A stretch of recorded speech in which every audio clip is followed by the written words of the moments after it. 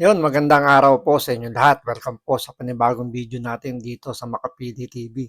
Ngayon po, usapang politika pa rin po tayo. So ito, nagpatawag po ng Senate hearing ulit si Senator Ontiveros para padaluhin si Pastor Apollo Kibuloy. Pero no show pa rin po si Pastor Kibuloy. Pero dahil sa hindi pagsipot ni Pastor Kibuloy, pinapa-cite in contempt na siya ni Senator Hontiveros kung saan gusto na siyang ipa-aresto para makulong po sa Senado. Pero meron pong senador na pumalag para hindi po ma-cite in contempt si Pastor Kibuloy. Sino po kaya itong senador na to at ano po yung kanyang naging stand? Bakit hindi siya pabor na ma-cite in contempt si Pastor Kibuloy? So panoorin po natin itong reaksyon ni Banat Pai. Pinakontempt at hiniling na iparesto si Pastor Kibuloy dahil sa hindi na naman niya pagsipot sa pagdinig ng Senado kaugnay ng mga akusasyon laban sa kanya. Pero isang senador ang tumutol dyan. Nakaw! Habang kapo ng pastor, dinaan sa sulat ang kanilang sagot.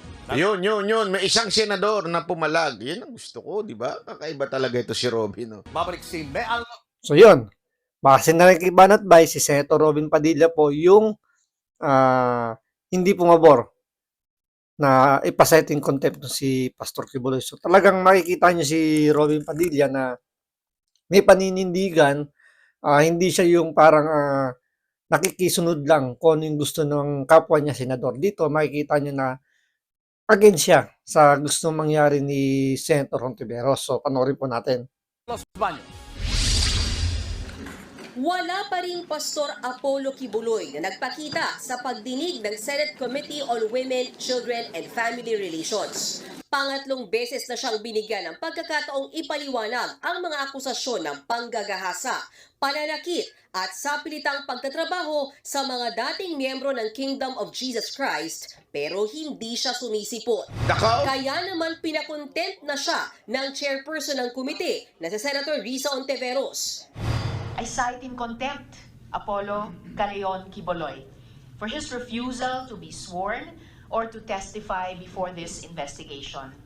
This committee requests the Senate President to order his arrest so that he may be brought to testify. Pero kahit no-show sa pagdinig si Kibuloy, nagpadala ng sulat ang kanyang mga abogado. Hiniling nila kina Ontiveros at Senate President Mig Zubiri na isantabi ang sabina laban sa kanya. Paglabag daw sa karapatan o constitutional right ni Kibuloy ang paharapin siya sa komite ng Senado na tila guilty na ang turing sa kanya. Hindi raw ang Senado kundi ang korte lang ang may kapangyarihang humatol. Nako! May punto naman kasi. Unang-una, ano ba yung inaakusa kasi kay Pastor Kibuloy? Andiyan yung child abuse, human trafficking, tsaka may parang forced labor pa yata yun. So, doon, kung yun ang problema nila kay Pastor Kibuloy, ba't di nasampahan ng kaso dito? Di ba? Para kung mapapatunayan, yung korte mismo, yung magbibigay ng hatol kung guilty or not guilty. Ang nangyayari kasi ngayon, dito kay Senator Hontiveros, base na rin dito sa nilabas na sulat ng mga abogado ni Kibuloy, is parang ano na nahusgahan na kagad si Kibuloy dito na guilty na kagad siya, na meron na siyang sala, criminal na kagad siya. Ito po, wala po kung ano rito kay Pastor Kibuloy. Hindi po ko sumasang-ayon sa paniniwala niya, pero base na rin dito kay Banat Pai, sa kanya kung tama, yun ang sundin natin. Ano ba yung tama? Kapag korte na po yung nagbigay ng sentensya o ng hatol na kung si Kibuloy guilty, so be it. So dapat siyang makulong. Pero kung itong Senado lang naman ng parang pinalalabas ng Senado ngayon is parang guilty na, medyo may problema tayo dyan. Kasi sa batas po natin, korte lang po ang pwedeng magbigay ng verdict kung guilty or not guilty. Kaso, ang problema nga lang dito sa Senado, parang sumusobra na nga po sila. Hindi na po in aid of legislation yung kailang ginagawa. Kasi dapat kung in aid of legislation, dapat gagawa sila ng batas.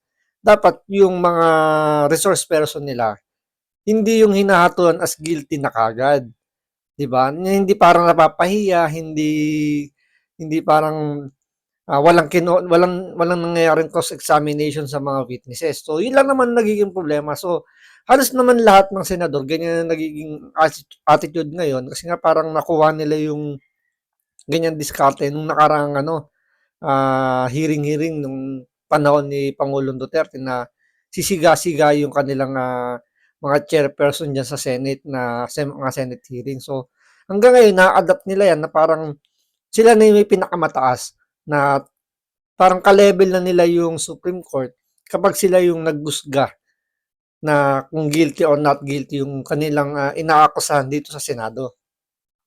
Ng kampo ng pastor, napahiya, pinagtawanan at naharas umano si Kibuloy dahil sa mga naungkat sa Senate hearing. Pero tingin ni Ontiveros, nagpapalusot lang ang pastor. If we allow witnesses of the Senate to simply claim that appearing before a committee would violate his or her constitutional right to be presumed innocent and his or her right against self-incrimination, wala na pong kapangyarihan ang ating Senado maglunsad ng mga investigasyon. Madaling-madali na lang umiwas sa mga hearing ng Blue Ribbon. Hindi po uubra ang ganitong mga excuse. Ito si Ontiveros, no? Magdadahilan na lang siya, scripted pa. Di ba? Safety and security vlog. Hindi, alam mo kasi ito okay lang sa akin kunwari may speech ka. May speech ka. Yung, alam mo yun, mag-speech ka. Normal naman na meron kang kodiko para talagang yung speech mo talagang accurate. Hindi mo nakakalimutan yung gusto mong sabihin. Walang problema doon. Di ba? Wala namang problema.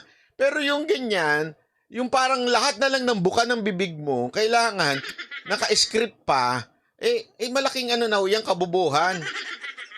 At saka parang pati yung emosyon mo nakasulat na lang din sa script mo. Kung magagalit ka, kung ma-excite ka, kung ano man yung magiging reaction mo nakasulat.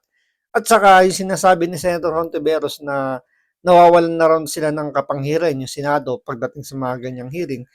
Parang sa hearing naman na ginagawa rin naman ng mga senador sa mga ganyang Senate hearing, nawawalan din naman ng karapatan yung kanilang mga resource person lalo na kung inaakusahan nila kung ito ay may sala o wala, 'di ba? So, sabi nga 'di ba sa batas, you are not guilty until you are still innocent until proven guilty. So, hangga't di ka nahahatulan ng korte, inosente ka.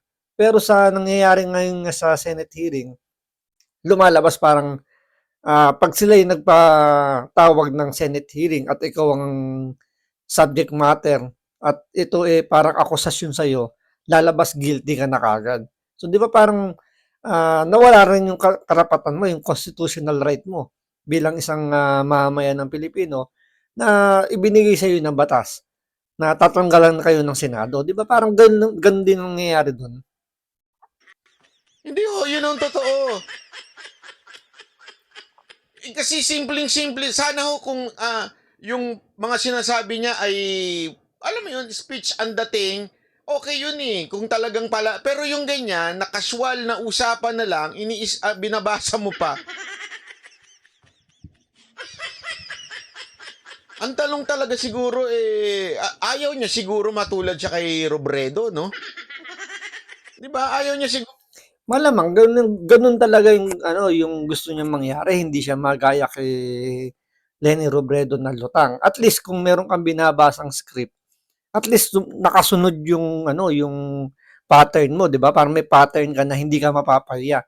Unlike kung bubuka ka na lang ng bibig, lalo na kung walang laman yung ulo mo, is lalabas sa parang lutang ka. Kung ano na yung pwede mo masabi na hindi na naka-align dun sa subject matter mo, kung ano man yung gusto mong patungkulan, baka lumilipad-lipad na yung utak mo, mawala ka na sa hulog. So, makikita ng taong bayan na kung anong klaseng ka, di ba? Kung anong klaseng, anong meron sa iyo.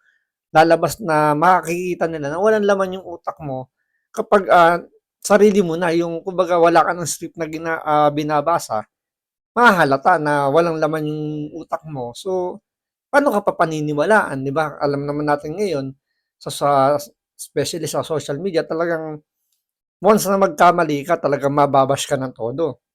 Pero matulad siya kay Robredo. Ito na nga masama eh. Sinasabi niya na parang palusot. Ano pa daw ang silbi ng Senate hearing kung papayagan ng mga ganitong klaseng pag-i-excuse, ika nga. Alam mo, hindi talaga magets ni Ontiveros kung bakit nag-i-excuse o sinasabing hindi a-attend si Kibuloy.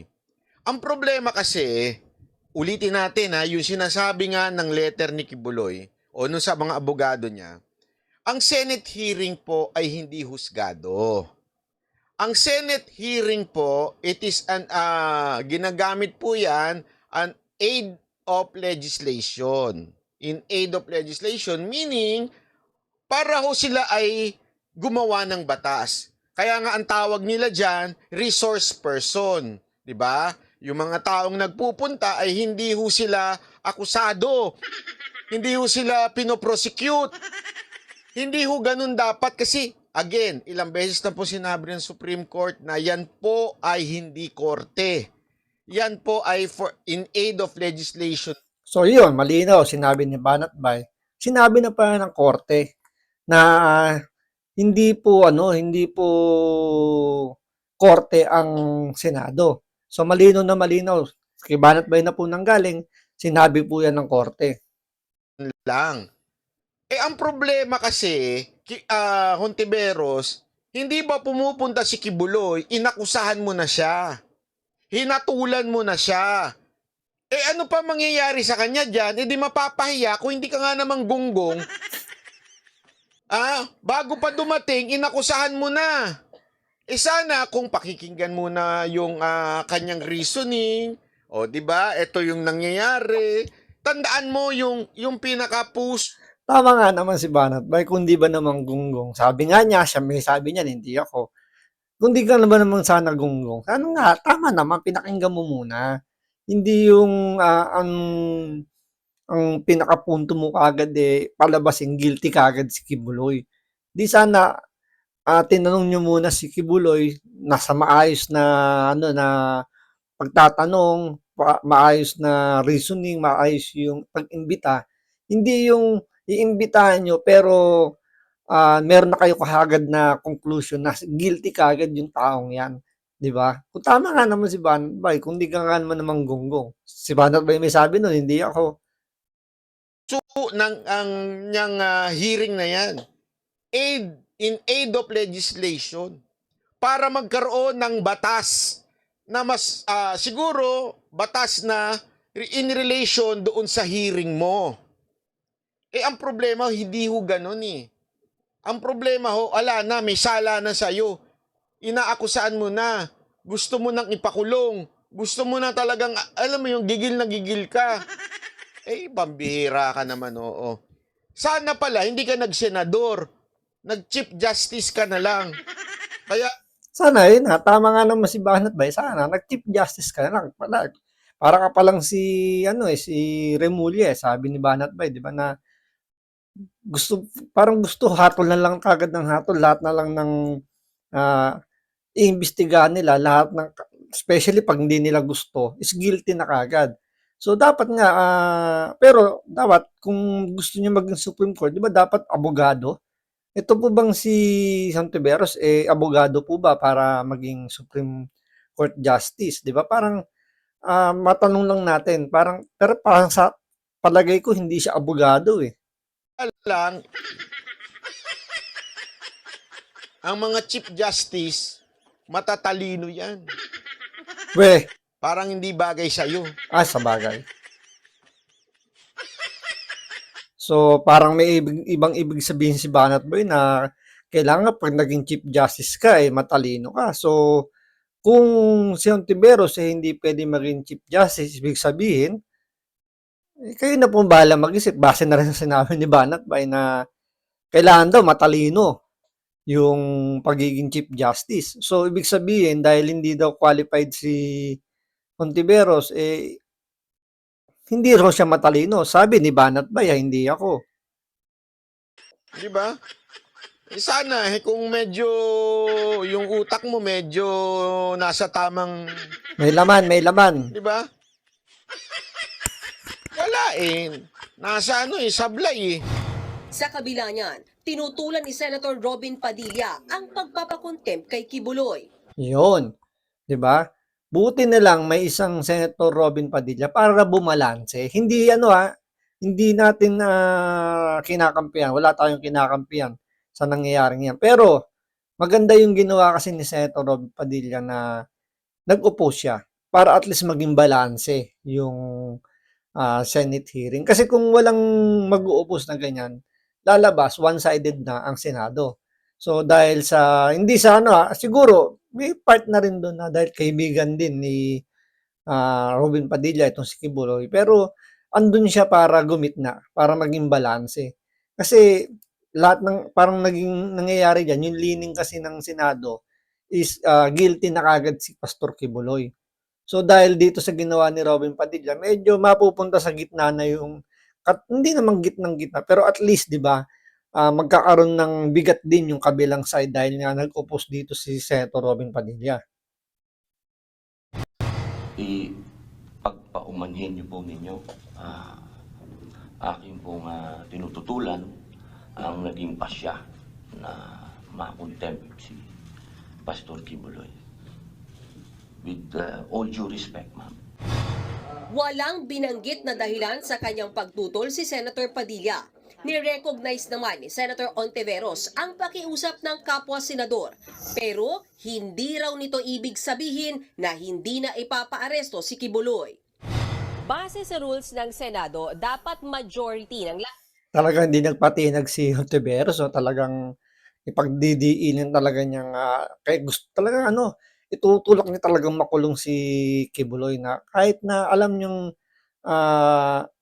hindi naman, I mean parang basta may tumutulak kasi ibig sabihin may problema na, 'di ba? Kumbaga hindi talaga makatarungan na, merong nag-o-oppose. So pero matigas pa rin si Ontiveros, talaga ipakukulong niya si Kibuloy. lahat ng miyembro ng isang komite ang mag-object para mabaliktad yung desisyon ng pagpapakontempt sa isang resource person. Para sa Committee on Women and Children, 14 ang miyembro nito. At isa pa lang, si Senator Padilla ang tumututol sa desisyon. Kailangan 8 senador ang maghain ng objection sa susunod na 7 araw para hindi matuloy ang pagpapakontempt kay Kibuloy. Yan ngayon ang tanong. Ano ang tanong, Yan ang Banat Bay? malupit na tanong. Ano? Yung bang mga tinulungan ni Kibuloy, yung mga nagmakaawa kay Kibuloy para sila i-endorse, yung mga sumipsip kay Kibuloy during the campaign, tatayo ba sa kanya, para sa kanya? Yun ang malaking katanungan dyan. Kung sino-sino pa yung mga titindig na kagaya ni Senator Robin Padilla, especially nga yung mga tumulong ay mga natulungan, mga nakiusap, humingi ng tulong kay Kibuloy nung nakaraang eleksyon. So especially yung mga naging kaanib ng unit team na alam naman natin na talagang sumipsip din ang todo sa SMNI dahil nga siyempre marami naman ding makukuhang boto sa grupo ni Pastor Kibuloy. So dito natin malalaman ngayon kung sino-sino yung mga masasabi nating kaibigan, mga natulungan, mga sumipsip kay Kibuloy. Kung sino-sino yung mga tatayo para tutulan itong plano ni Ontiveros na ipakulong. So 7 senador pa ang kailangan para mahadlangan yung pagkakakulong ni Kibuloy. So isa na si Senator Robin Padilla. So merong 7 pa na kailangan. So sino-sino kaya ito? So abangan po natin sa mga susunod pang video natin kung sino-sino itong mga senador na to. So maraming salamat po sa panonood. Ingat po kayo parati.